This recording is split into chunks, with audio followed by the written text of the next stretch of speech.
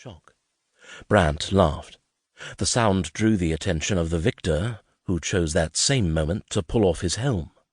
A long inky braid tumbled from its hold, and a blazing blue gaze met his, knocking the breath from his lungs. The fighter wasn't a young man, but a woman. A heavily scarred woman, with 3 parallel welts running diagonally across her face, from mid-brow to right cheek. Her hair was combed away from her crown, declaring to all that she didn't give a whip what anyone thought of her ruined face.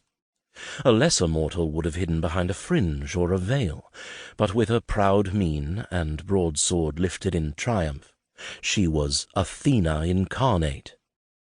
Brandt stared at her as the crowd began to cheer, a few people chanting something that sounded like beast, though he couldn't be sure. With a hard twist of her lips, she turned away to collect her winnings. In that moment she had weighed, measured, and dismissed him as nobody of consequence. He supposed she was right.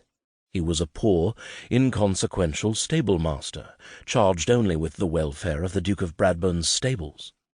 Though neither of those were entirely true. He also owned one of the finest breeding stables in England, and he wasn't poor. Far from it. He had more wealth than he knew what to do with, thanks to certain well-timed investments and the advice of his long-time friend Archer Croft, the Duke of Bradburne. His eyes drifted back to the clearing paddock as the crowd dispersed, opening up his view. Brandt couldn't help but take in the details of Athena's appearance, from her proud cheekbones to a hard, expressive mouth that seemed bent on ferocity. Though she'd been a head shorter than her opponent, she was nearly as tall as some of the men surrounding her, and her arms, bound in supple leather, were limber with muscle. They'd have to be strong to wield a broadsword with such confidence and ease. She was a Highlander through and through, as hale and spirited as Lochland toss, shifting restlessly beneath his touch, which reminded him he had business to conduct. Brandt gave the beautiful animal another once-over, and shifted his attention to the felled Maclaren giant. Once the man had soothed his wounds and his pride, Brandt intended to make him an offer he could not refuse. He turned back to the auctioneer, and gestured toward the spotted mare he'd been looking over earlier. They'd already reached an agreement on that horse, and now, after making the arrangements for delivery to Essex, Brandt gave one last pat of appreciation to the grey stallion, and headed back to where his own mount was stabled. Archer would be pleased with the mare, he knew. The beautiful horse would be a fitting gift for his wife, who loved horses almost as much as Brandt did.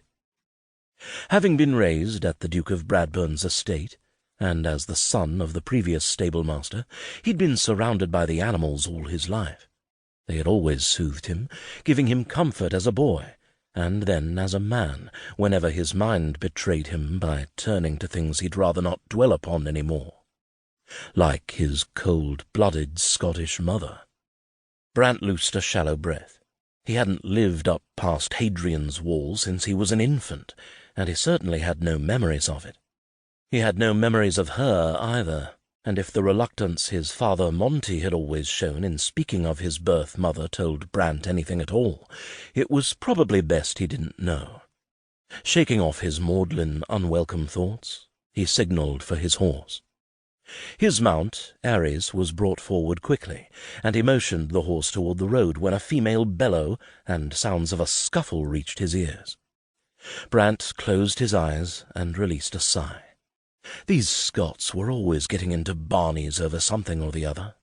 It wasn't his fight, but even he could not ignore the sound of a woman in distress. The crowd cleared for the big horse, and what Brandt saw made him gape. 5 men of varying sizes, wearing yellow and brown kilts, surrounded the swordswoman from earlier in the exhibition paddock. She didn't look afraid at all, despite the trickle of blood running from a shallow cut near the trio of scars that traversed one half of her face.